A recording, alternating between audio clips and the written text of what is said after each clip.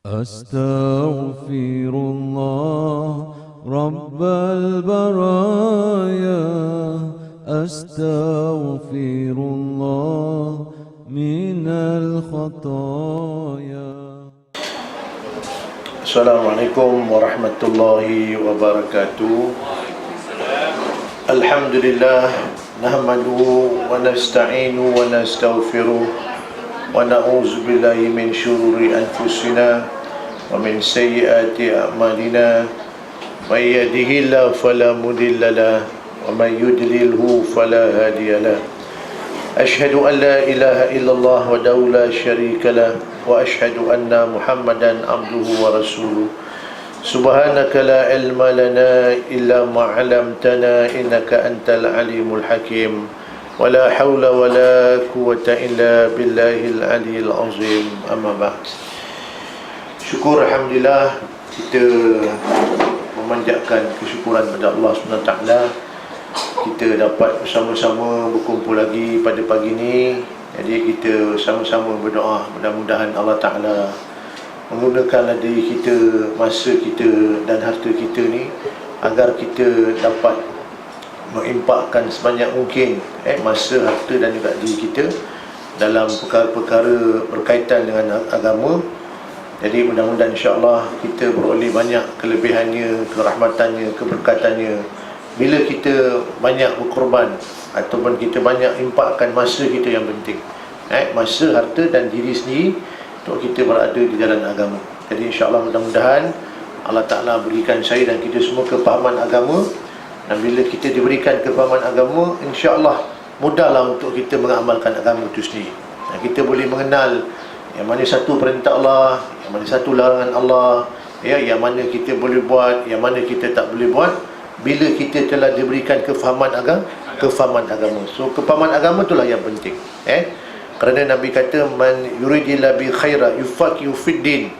Mereka atau orang yang Allah Ta'ala nak berikan dia kebaikan, maka Allah yufaqihu fid din, Allah berikan dia kefahaman agama. Jadi kefahaman agama tu yang penting. Dia alhamdulillah dapat kita bersama-sama lagi menyambung kuliah kita, perbahasan dalam sebuah kitab yang membahaskan tentang asas-asas hukum fiqh ataupun kaedah fiqh untuk kita semua ni orang awam ni, untuk kita tahu perintah Allah Ta'ala ni yang mana satu yang didahulukan dahulu, yang dikemudiankan, yang mana penting, yang mana yang kurang penting, yang mana satu yang fardu, yang mana satu yang tidak fardu. Ini yang kita belajar asas-asas hukum fiqh ni agar kita dapat melaksanakan dalam kehidupan kita, khusus dalam perkara-perkara yang berkaitan sama ada berkaitan agama ataupun duniawi. Dan agama ataupun duniawi ni dia akan jadi mudah insya-Allah bila kita faham hukum asas hukum fiqh. Jadi kita sambung pada pagi ni asas yang ke-27. Asas yang ke-27 iaitu tajuknya tidak ada ganti rugi jikalau diberi keizinan. Tidak ada ganti rugi kalau kita ni diberikan keizinan. Kalau orang beri kita keizinan, berlaku hal, maka kita ni tidak dikatakan diadakan ganti rugi kerana izin telah pun diperolehi.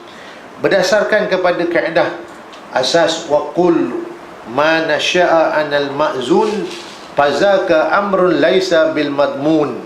Maknanya ialah setiap yang terjadi daripada perbuatan yang dibenarkan, setiap perkara yang terjadi daripada perbuatan yang telah dibenarkan, maka perkara itu tidak menjadi tanggungjawabnya untuk ganti rugi. Itu maksud dia. Mana-mana perkara kalau kita lakukan kerana telah mendapat kebenaran, dibenarkan oleh tuannya, maka tidaklah menjadi ganti rugi kalau berlaku hal. Itu maksudnya. Okey, kalau kita nak membincangkan secara terperinci pada asas yang ini, yang ke-27 ni, iaitu sesuatu perkara yang kita lakukan dengan keizinan pemiliknya atau tuannya. Kita lakukan satu perkara, tuan tu telah mengizinkan ataupun dia telah membenarkan, kita telah mendapat restu atau keizinan daripada tuannya, maka jikalau berlaku kerosakan ataupun kemudaratan yang bukan dengan sengaja kita lakukan, maka kita tidaklah perlu membayar ganti rugi kerana kita telah pun diberikan keizinan, keizinan atau kebenaran. Kalau berlaku hal, hal-hal yang bukan sebab kita sengajakan, maka kita tidak akan dikenakan untuk bayar ganti rugi. Baik, apa contohnya tuan-tuan? Contohnya lah, tapi sebelum tu kita lihat apa persoalan yang kita nak kena faham. Persoalan yang kita nak kena faham di sinilah, apakah semua keizinan itu termasuk dalam asal yang kita nak bincang ni? Semua kebenaran, semua kebenaran keizinan itu termasuk dalam asas ni. Maknanya kalau kata berlaku kerosakan, berlaku kemudaratan, kita tak perlu untuk bayar ganti rugi. Semua ke benda tu macam tu? Ini yang kita nak bincangkan. Sebelum tu, yang kita nak kena kenal pasti dan kita kena faham, kita kena ketahui, iaitu bahagian dan ataupun jenis keizinan. Jenis-jenis keizinan, bahagiannya, iaitu yang pertama dipanggil keizinan pada segi syarak. Keizinan pada segi syarak, iaitu keizinan yang diberikan oleh syarak pada kita semua untuk lakukan sesuatu perkara, sekiranya perkara itu adalah untuk manfaat ataupun kebaikan kepada diri kita, tanpa adanya faktor-faktor luaran, maka ganti rugi menjadi tanggungjawablah kepada kita. Ini namanya keizinan yang diberikan oleh syarak untuk kita buat sesuatu perkara. Kalau ada manfaat atau ada kebaikan pada diri kita tanpa ada faktor luar, maka ganti rugi jadi kita punya tanggungjawab. Contohnya gini, kita terdesak untuk makan makanan. Kita ni terdesak untuk makan makanan yang bukan milik kita, kerana pada masa kita ni melampau sangat lapar tau. Orang kata apa, melampau yang teramat-amat sangat lapar betul ni. Kalau tak makan boleh buat mati. Tetapi makanan tu bukan kita punya. Makanan tu bukan kita punya. Bukan hak kita, mungkin orang lain punya. Katalah contoh tu nak balik kan, balik daripada mana-mana agak, daripada musafir agak tak jumpa makanan, perut lapar sangat ni, dah sampai dah menggigil, dah pucat dah, muka dah biru dah, bibir pun dah biru dah. Tiba-tiba nak dari sini, adalah jumpa makanan. Jumpalah durian nusangking, anggur setengah bakul, dengan ada siap air belaka kat tepi-tepi highway tuan-tuan. Itulah, jalan nak jauh ni, kedai tak jumpa, restoran tak jumpa, muka dah biru dah. Jumpa makanan tepi, ada anggur, ada ketiau goreng. Tapi kalau tuan-tuan jumpa kat tengah-tengah hutan kan, ketiau goreng, anggur, agak-agak nak makan tak? Ni tengah lapar ni, perut dah betul dah berbunyi-bunyi, muka dah pucat biru dah. Memang jumpa siap ada alam meja lagi letak tepi hutan tu. Rasa-rasa cikgu kami nak makan tak? Ada mi goreng ayam panggang kan. Dulu ada orang kata kalau jumpa pasar malam di tengah hutan, restoran tengah hutan, jangan makan, takut tu siapa punya? Kumpulan orang bunian katanya. Wallahualam lah, saya pun tak pernah jumpa. Tapi nak cerita ni, ketika tengah lapar tu, tengah terdesak, kalau kita tak makan menyebabkan kemudaratan, lalu syarak membenarkan. Dia kata ketika terdesak, syarak membenarkan, tetapi kita tetap kena bayar ganti rugi selepas makan makanan tersebut. Lepas dah makan tuan-tuan, kena ganti. Sebab makanan bukan mungkin kita punya, mungkin sebulan tu punya, mungkin orang lain punya, tinggalkan sekejap kita makan, kena ganti rugi. Syarak membenarkan, syarak membenarkan makan, tapi kena bayar balik. Kalau tuan tu menuntut balik untuk dibayar. Kalau dihalalkan, tutup cerita lah. Ini dikatakan keizinan pada segi syarak. Tetapi sekiranya berlakulah sesuatu perkara, kalau berlaku sesuatu perkara berpunca daripada faktor luar, kerana faktor luaran, bukan kehendak kita, maka ketika itu ganti rugi bukan menjadi tanggungjawab kita, kerana ada unsur faktor luar yang lain berlaku. Baik, contohnya tuan-tuan, kebau jiran serang kita. Jiran kita ni ada kandang kebau, lepas tu pagar tak kuat, kebau terlepas atau lembu terlepas, dia serang kita, dia nak tanduk kita tuan-tuan. Lalu kata ulama, ketika itu tidak adalah cara lain melainkan kebau tu kita bunuh. Kita bunuh kebau tu. Kenapa kita bunuh kebau tu? kita bunuh kebau tu atau kita bunuh lembu je sebab lembu dia nak cederakan kita, dia nak tanduk kita, mengancam kita, takut nyawa kita terancam, kita pun bunuhlah lembu tu, kita bunuhlah kebau tersebut. Maka ketika itu syarak mengizinkan untuk kita pertahankan diri kita, dan kita tidak bertanggungjawab untuk bayar ganti rugi. Nah, kita boleh pertahankan. Tak agalah tuan-tuan surahkan, tak apalah bang, innalillah lah bang, ambil lah, tanduk lah. Kita kena pertahankan diri kita. Kalau kebau nak tanduk kita, kita kena pertahankan. Kalau orang pula nak serang kita, nak kena pertahan tak? Jiran kita nak serang kita, nak penggal kepala kita, isunya pasal apa? Pasal kita terambil pokok serai tanpa kebenaran, kita petik belimbing je tanpa kebenaran, dia marah, dia nak penggal kepala kita. Perlu tak kita pertahankan diri kita? Kena. Kalau lembu nak serang pun kena pertahan, orang nak serang kita pun terlebih-lebih kena pertahankan diri kita, ya. Kerana pertahankan nyawa tu wajib. Pertahankan nyawa, harta kita, keturunan kita, pertahankan agama kita, akal kita, wajib. Dalam segi maqasid syariah, kita wajib jaga 5 perkara tu. Okey, yang ini tuan-tuan namanya keizinan yang diberikan oleh syarak. Itu yang pertama lah. Yang kedua, keizinan pemiliknya. Yang tadi izin syarak, ini izin siapa? Izin pemilik, pemilik barang tersebut. Iaitu kita diberikan keizinan untuk pemilik barang. Pemilik tu izinkan kita, atau tuan badan tu izinkan kita untuk melakukan sesuatu perkara, dan kita memang berkeahlian dalam hal tersebut. Dia mengizinkan, dia benarkan, dan kita memang pakar, kita orang yang ahli dalam bidang tersebut.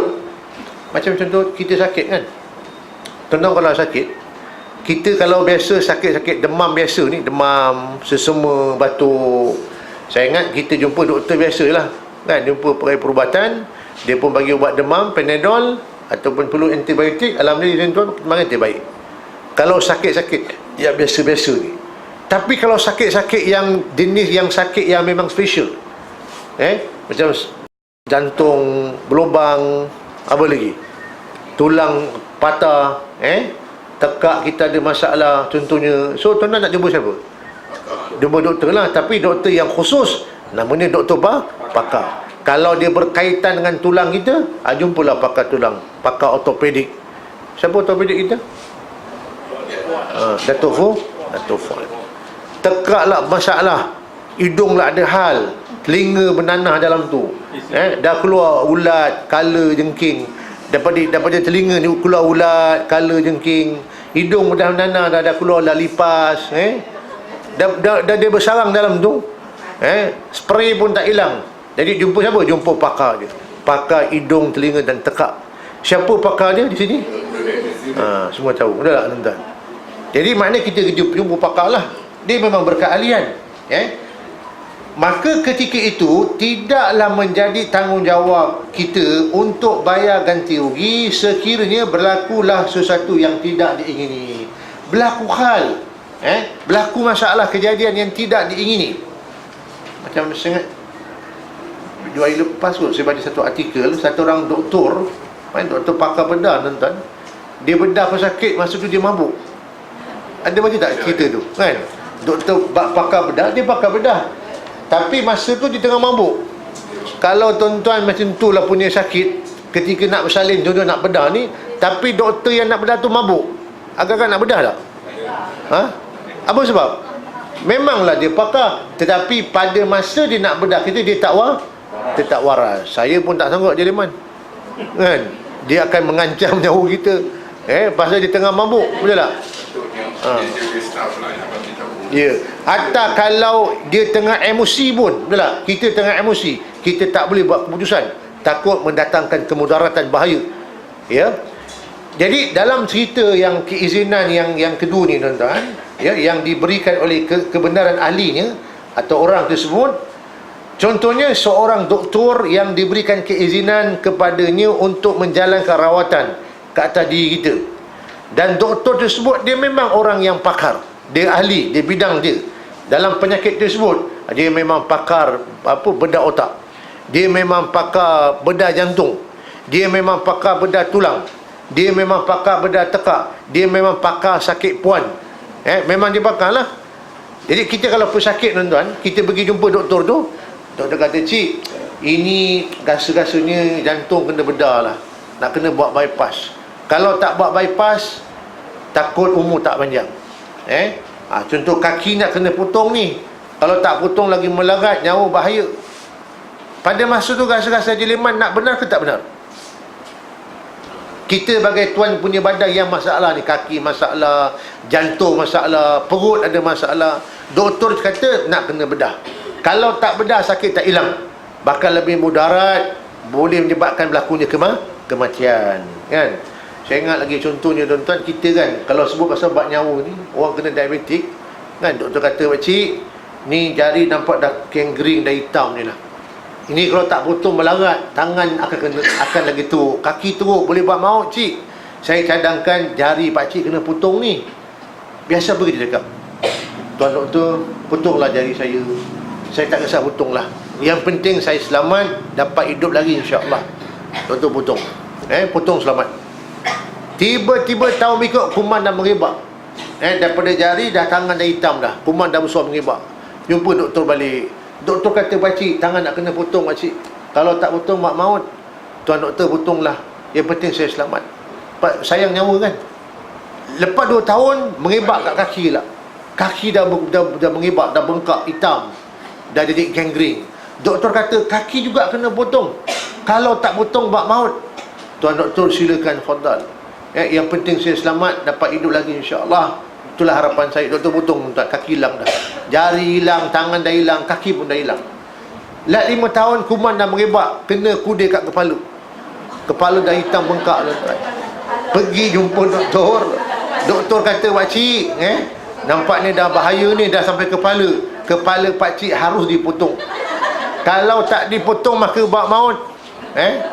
Jadi pada masa itu tuan-tuan, tangan kita sanggup potong, kaki kita sanggup potong, jari kita potong. Bila doktor kata kepala dah berkulat, baru dah teruk ni, kepala pakcik tak dipotong untuk menyelamatkan nyawa pakcik. Agak-agak apa jawapan kena Nizam? Apa jawapan kena Nizam? Tuan doktor, potonglah. Kalau tak potong, mati. Kalau potong pun mati juga. So apa pilihan kita? Dua-dua tu mudarat. Potong mati, tak potong pun mati. Agak-agak je masjid macam mana? Apa pilihan di masjid? Mati. Tapi pilihan tu doktor tak bagi. Tapi itu macam bunuh diri. Tak, ni saya bagi contoh tuan-tuan. Contoh untuk kita buat pilihan kan. Dua-dua tu mudarat tu.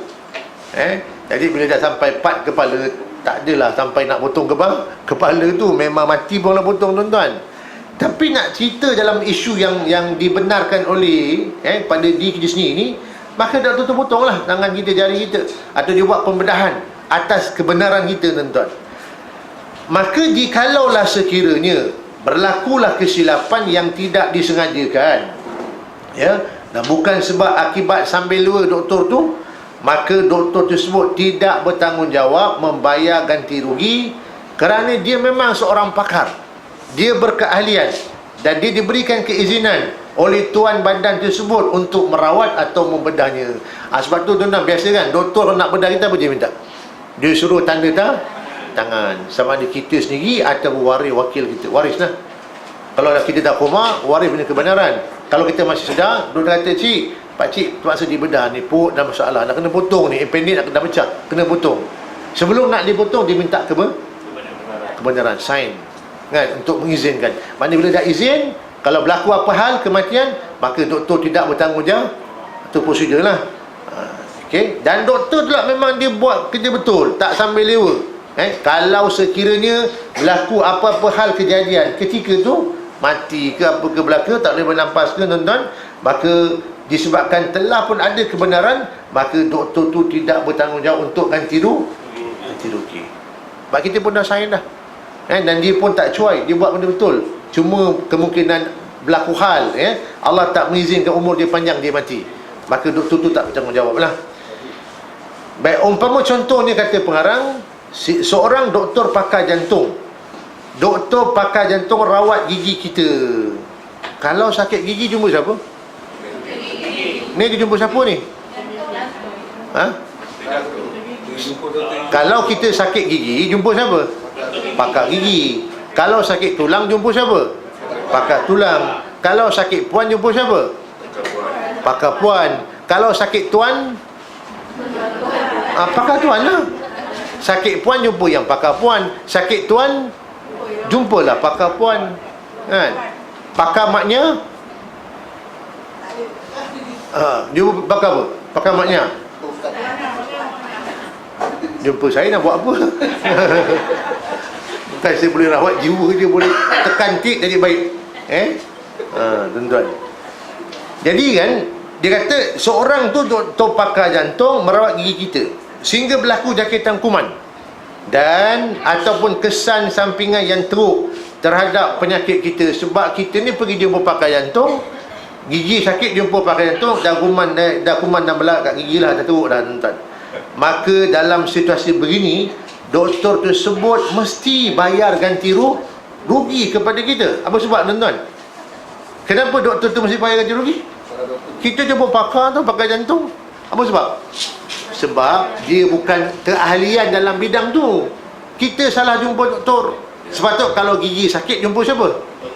Jumpalah doktor gigi. Jantung problem jumpa siapa? Pakar jantung. Buat pinggang masalah jumpa pakar urologi. Tuan-tuan ada masalah otak jumpa pakar neurologis.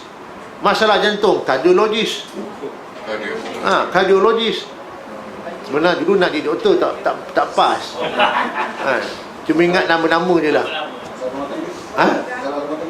Masalah rumah tangga, jumpalah pakar rumah tangga.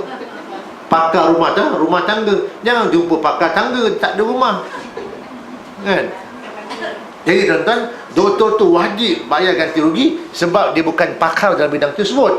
Kalau berlaku hal ni aja, jangkitan kuman, sakit gigi lagi teruk, itu kalau kes tu buat pergi mahkamah, doktor tu akan diperintahkan untuk bayar ganti rugi pasal dia tahu dia bukan berkeahlian. Betul tak? Macam kita sakit puan, jumpalah pakar tulang.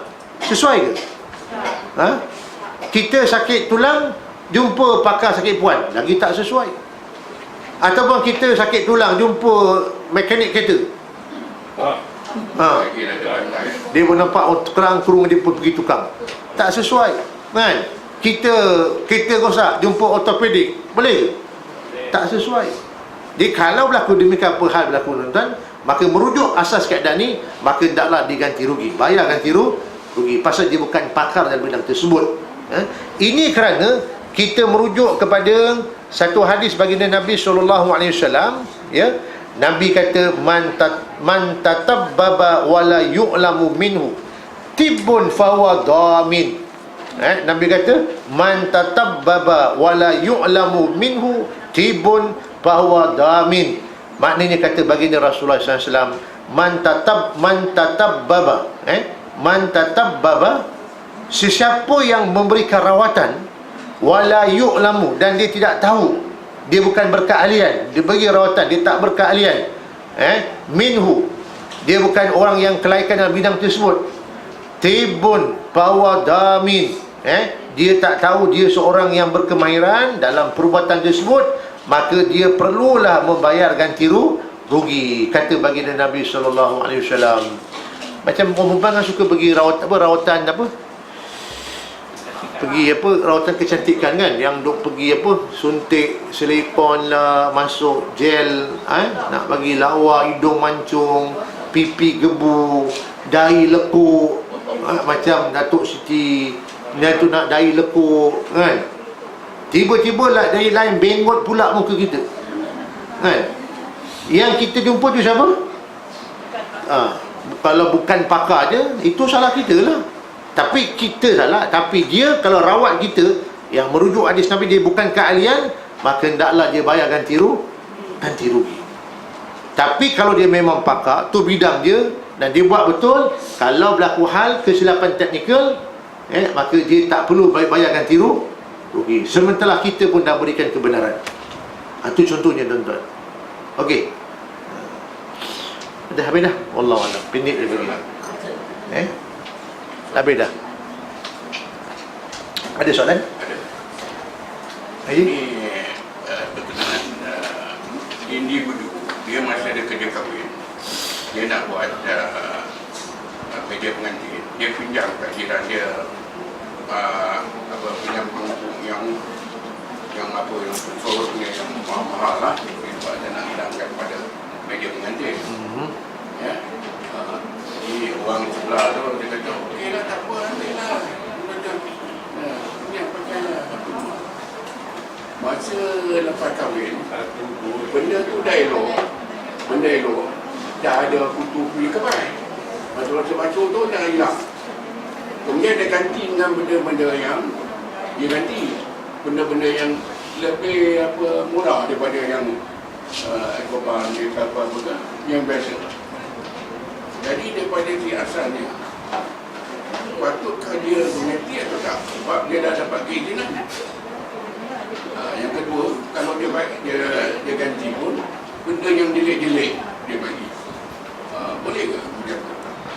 Itu yang kita berbalik-balik pada asas ni kan, yang kalau izin tu dah dibenarkan oleh tuannya untuk kita menggunakan barang-barang mereka ni, keizinan yang kedua tu, kita balik keizinan yang kedua, kalau dah dibenarkan oleh pemiliknya kan, dan dia pun dah diberikan keizinan tersebut, tuan-tuan, memang orang tu pun berkeahlian.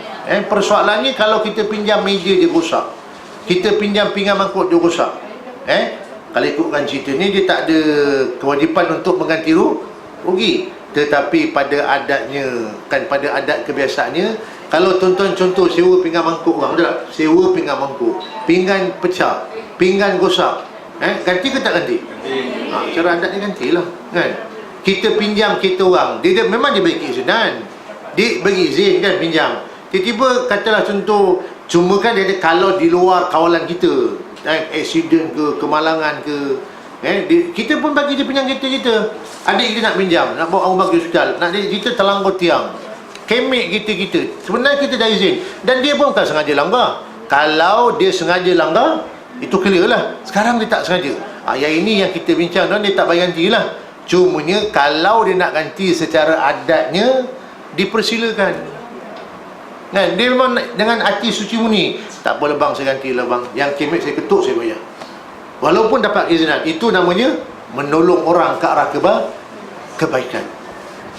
Macam kata dia masih, dia dah beri pinjam keizinan, dia pinjam, benda tu berlaku masalah, dah dapat izin pun, dan kita, kalau ikut ni, dia kata tak bayar ganti lah. Cumanya sebagai adat, orang meminjam, berlaku hal kita kan, kita gantilah. Tapi dia bagi izin pinjam, dia sebut lagi pulang yang pinjam tu mesti tanggungjawab lah. Sebab tu kita sebagai penjaga kena jaga elok lah, kan? Kita pinjam barang orang, kita barang pinjaman, Allah pinjamkan kita ke dunia, kan? Jadi kita pun keluar kawalan kita, luar kawalan kita mana orang yang pinjam tu kena ganti patutnya lebih baik pada yang tak. Ya, betul.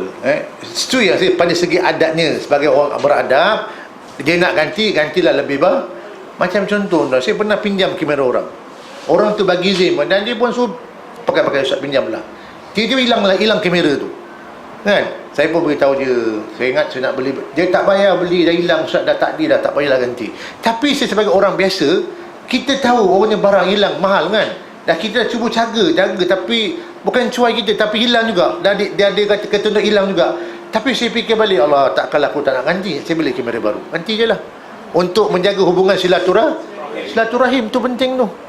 Kalau tak, walaupun dia kata tak bayar ganti, tapi hubungan nak kena jaga. Dan dia pun izin pun, tapi jaga sebagai adab, kan? Nak bersahabat lama dengan dia, hubungan nak jaga. Bagi saya, lebih baiklah kita ganti untuk dia pun rasa seronok. Dia nampak kita ni orang yang bertanggungjawab. Kita nampak tak, tuan-tuan? Okey? Biar harap orang yang ada ilmu kena ni, yang belajar ni, ambil kesempatan. Sebab bila dia pinjam satu tu berlaku kehilangan apa semua, yang orang tu minta mana tu, aku tak payah ganti ikut hukum ni. Itu yang kita tak nak. Itu yang berbalik-balik kaedah yang dulu kita bincang, berkait juga al-adatu muhakkamah. Adat boleh jadi hukum kalau dia tak langgar syarak. So adat tempat kita, kalau kata contoh kita pinjam barang orang, kan, hilang, kita biasa kita adat yang kita ganti, gantilah. untuk jaga hubungan silaturahim kan. Itu lebih wajar bagi saya. Tuan-tuan tengok contoh, kita ni barang pinjaman tak? Tuan, kita manusia ni, kita manusia barang pinjaman tak? Allah pinjamkan kita untuk hantar ke dunia. Datang kat dunia, kita bersih, tak ada dosa, kita tak kenal siapa-siapa pun, betul tak? Kita pun tak ada jawatan, kita pun tak ada pangkat, tak ada apa pun, tak ada rumah, tak ada kita. Tapi bila dah hidup kat dunia dah besar, dah ada jawatan, ada pangkat, orang dah ramai kenal kita, pengikut dah ramai, kemungkinan dosa banyak juga, tuan-tuan.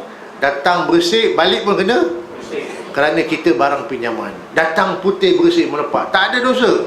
Syarat balik nak jumpa Allah pun kena bersih, kena buangkan dosa, bertobat, rekod lama file tu bersihkan.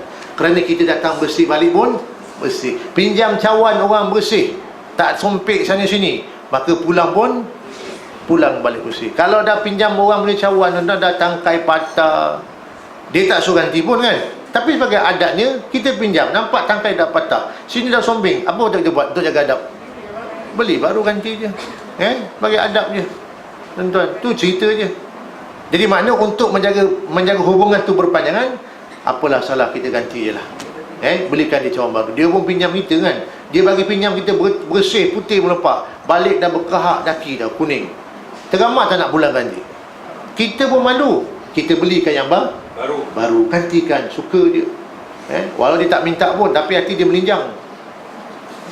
Tahu hati meninjang, sonok je, suka je orang ganti cawan baru. Beritahulah dia, saya pinjam barang, pinjam cawan itu okey kan, putih, nampak dah kuning dah, tapi saya fikir-fikir, saya kan beli lain lah kan, pakailah. Beritahulah, tanya dia lama nak tak. Kalau lama tak nak, kita buang atau kita ambil lah. Tak ada yang tu, kita bagi dulu dekat dia. Ini sebagai kebaikan. Macam contoh dan kita pinjam dia orang kan. Saya pinjam dia ajaraman RM1,000. Pinjam okey tak? Harus tak? Harus, tapi wajib bayar balik. Ajaraman kata, Ustaz, pakailah Ustaz, pinjam lah. Pinjam tak apa je Ustaz? Tak ada je, saya ingat saya nak berniaga, jual kebun pisang lah, modal tak ada. Saya ingat saya nak gunakan pinjaman RM1,000 Haji Rahman ni nak berniaga kebun pisang. Nanti saya bulan akan datang lagi 3-4 bulan saya bayar balik. Pinjam 100, bayar 100. Sekejaplah, saya tak habis cerita ni jap.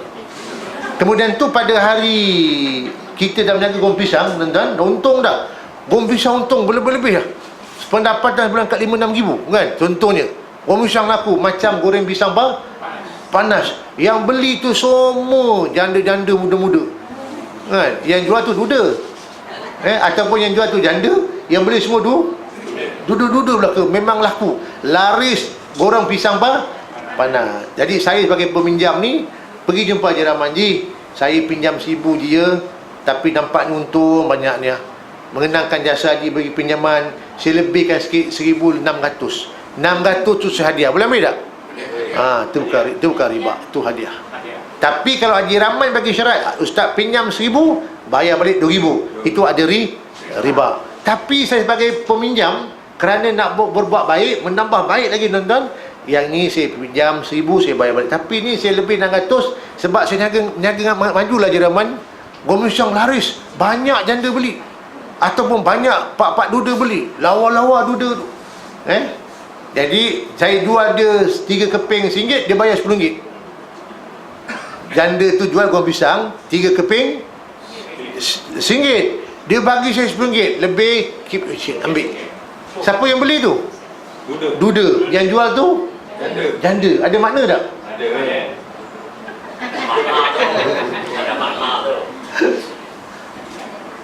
Macam boleh tak ni? Tak boleh, dia tak bagi lebih. Keikhlasan hati tu tak ada. Itu terpulang dia lah kan. Kita pun tak boleh baca nak korek hati dia kan. Tak perlu nak tebuk korek ya wa ikhlas. Betul ke ni? Bila ikan di air tak tahu dan tak mesti. Tapi dia tak bagi, ambil je lah kan. Kalau dia masih tak mau ambil, tujuh tu pulangkan balik. Tak apalah cik, Ji, ambil lah ni, saya nak RM3 je. RM1 je lah. Tak apa, dia lebih ambil. Dia dah bagi, ambil je lah. Cumanya tuan-tuan, bila nak balik pada Haji Rahman, disebabkan saya untung banyak Haji Rahman, saya nak pinjam dulu dia RM1,000 kan. Saya dah pun dah berniaga maju dah, kedai pun dah makin besar, saya gantikan RM3,000. Pinjam RM1,000, RM2,000 tu saya bagi hadiah. Boleh ambil tak? Boleh. Hadiah. Tak ada masalah. Itu bukan rasuah, bukan riba pun. Okey? Pinjam orang, ganti lebih baik. Tuan-tuan pergi mana? Pergi orang kahwin kan? Pergi orang kahwin biasanya tuan-tuan kita bagi sumbangan hadiah. Hadiah kan? Kita bagi RM RM10. Kita bagi mana? Kita bagi RM10. Tiba-tiba dia lah ke rumah kita, dia nak bagi lebih baik lagi. Dia bagi RM RM50. Okey tak? Alhamdulillah. Bagi lagi baik. Tapi yang tak berapa baik, tak berapa bagus adabnya tuan-tuan, dia bagi RM10, kita bagi RM1. Boleh, tak ada masalah, itu hadiah je, tak paksa kan. Tapi bagi RM1. Dia bagi RM50, kita bagi RM1. Dia pun buka, Allah, RM1 pak. Dulu bapak bagi kita, dia kahwin bagi RM50. Kita pun umpat dia kedekut. Okey, tu tak ada masalah. Yang bagi kosong kan? Yang bagi sampul kosong, yang ada bungkus khabar pun ada. Kan, contohnya. Yang bagi kosong dalam tukar kahwin, nanti dia pulang balik. Oh, ada banyak berlaku tuan-tuan. Tetapi bila kita pergi walimah kahwin ni, memang kita disunatkan memberi hadiah. Hadiah tu terpulang, nak bagi apa tak ada hal. Nak bagi hadiah boleh, tak bagi pun tak apa, tapi bagi lagi tapi bentuk hadiah, nak bagi duit boleh, nak bagi katalah pisang standar boleh, beras, dulu kan orang bagi beras kampit kan, minyak kelapa 1 tin, telur satu pahau, tak ada masalah. Cumanya jangan kita nak umpat lah. Bang tengok bang, dia anak dia kahwin dulu bang, ya, Ros pergi ke Yomping beli bakor telur apa, kaca tu Ros bagi RM1,000 dengan sangkok kaca, Ros belai bagi Yomping. Tiba-tiba anak kita kahwin bang, dia bagi RM500 je, dah RM500, sangkau pun tak ada, togel je.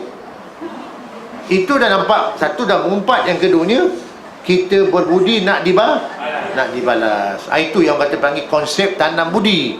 Kita berbuat baik, jangan harap balasan pada orang lain. Mungkin kita berbuat baik pada Kak Ros mungkin tak balas, orang lain yang Allah hantar orang lain yang balas dan tolak, insya-Allah. Okeylah kan, syuk.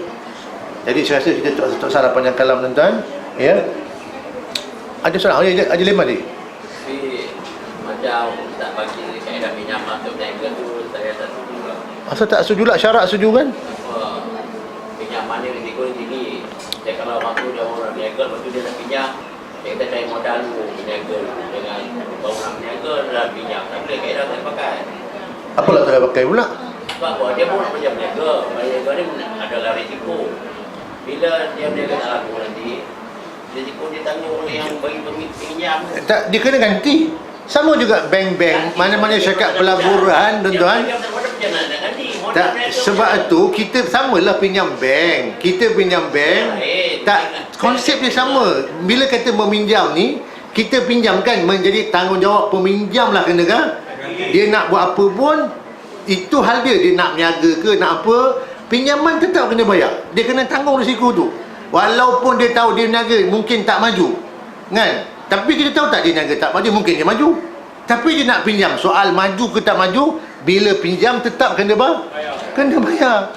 Risiko dia kena tanggung ni. Kalau dia pinjam dekat kau tak nak bagi, beritahu betul-betul. Kalau gitu, dan saya begitu kalau kamu nak berniaga nak pinjam tak payah berniaga lah. Tak boleh samakan orang lain dengan kau nanti. Ni ustaz kedua tau. Bank pun tak bagi kalau Ni penceramah kedua. Penceramah guys pick up.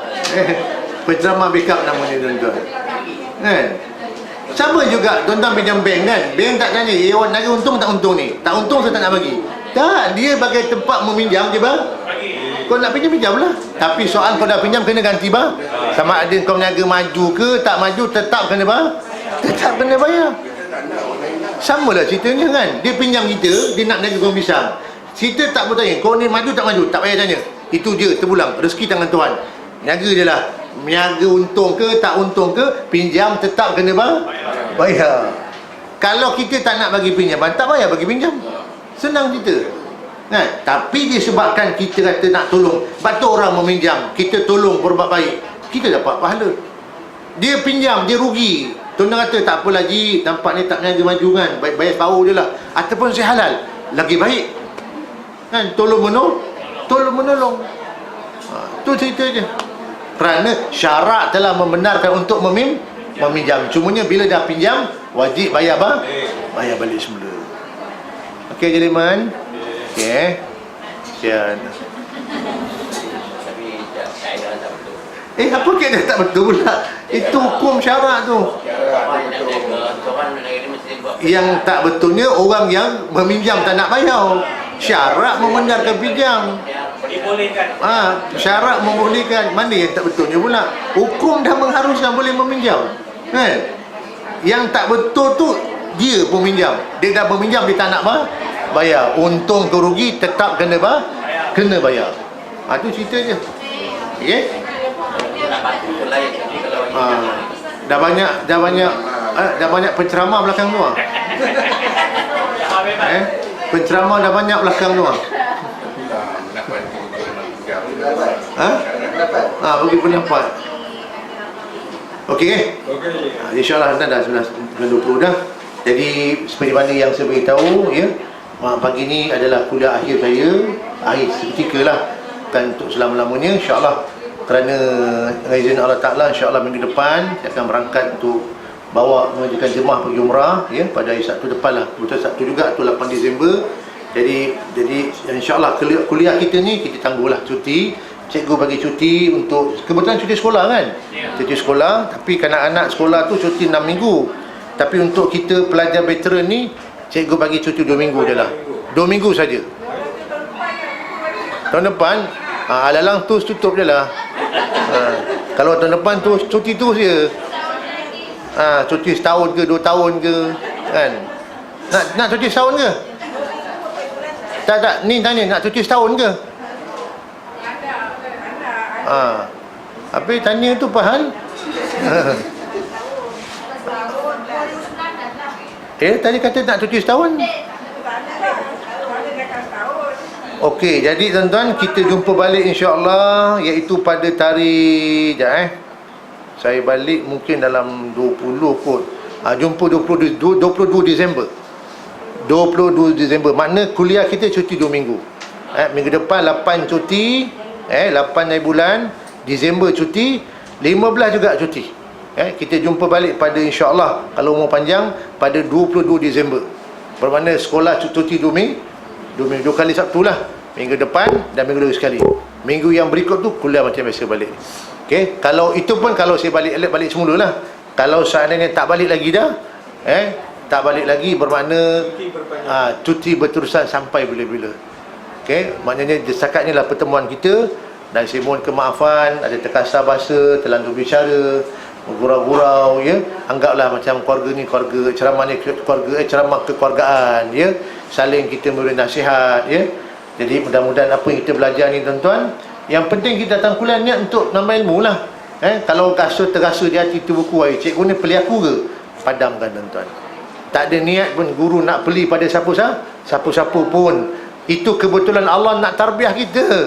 Dia terkena pada kita. Allah nak tegur aku. Asbab guru menegur ni secara umum aku terkena pada aku. Aku nak minta ampun, aku nak berubah ya Allah. Itulah sepatut sifat seorang anak murid. Kerana cikgu tidak pun berniat untuk nak mempeli atau nak tuju pada siapa-siapa.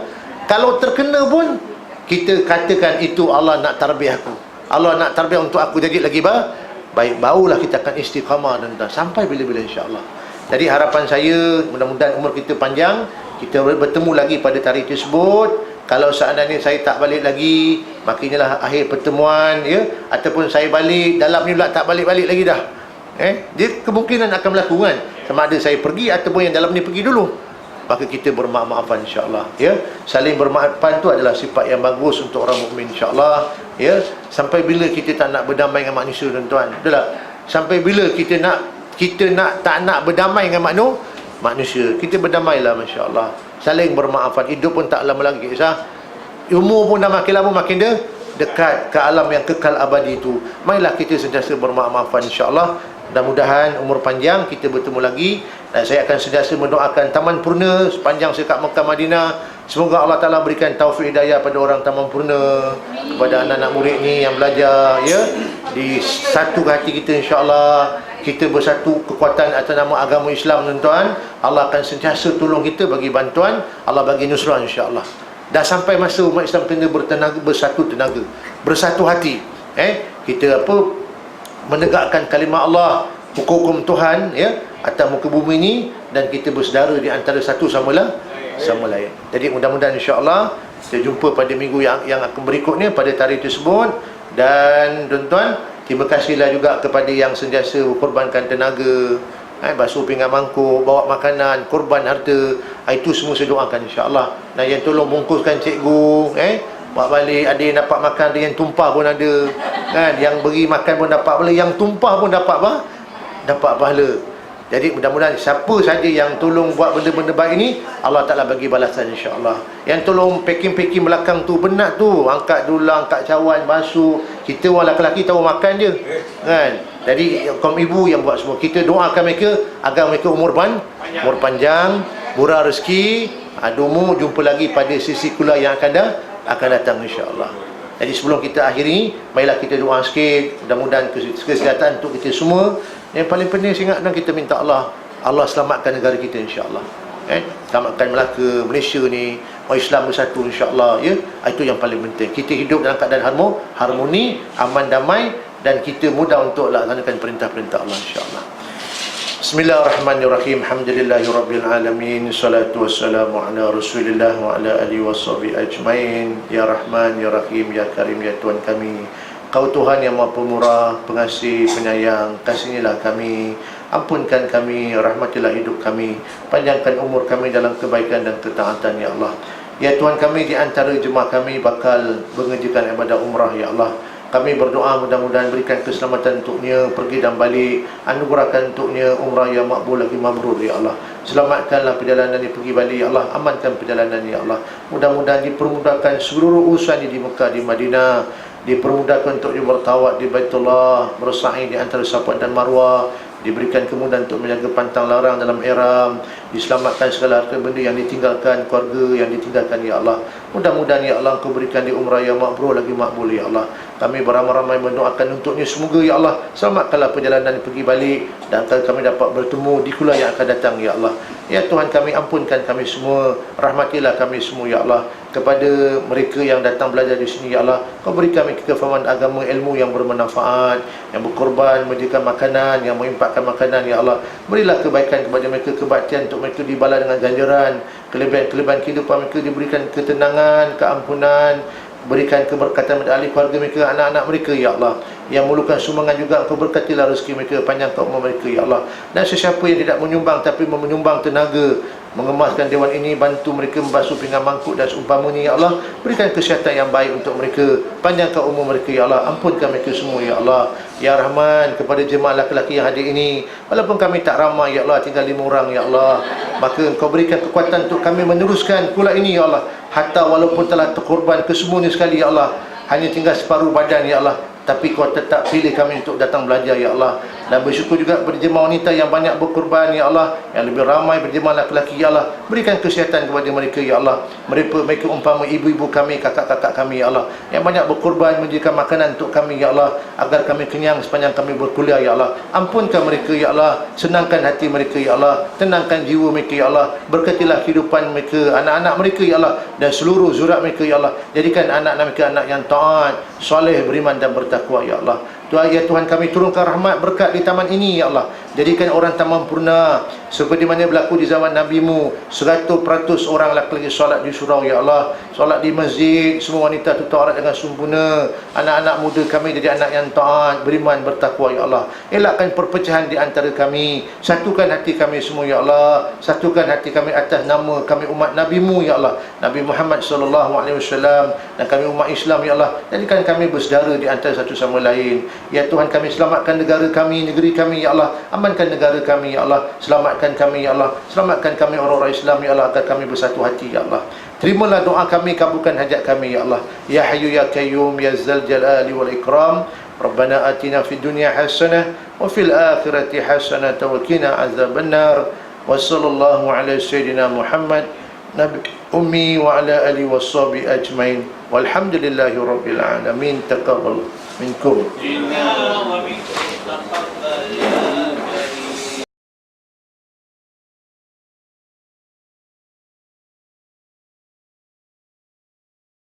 أستغفر الله رب البرايا أستغفر الله من الخطايا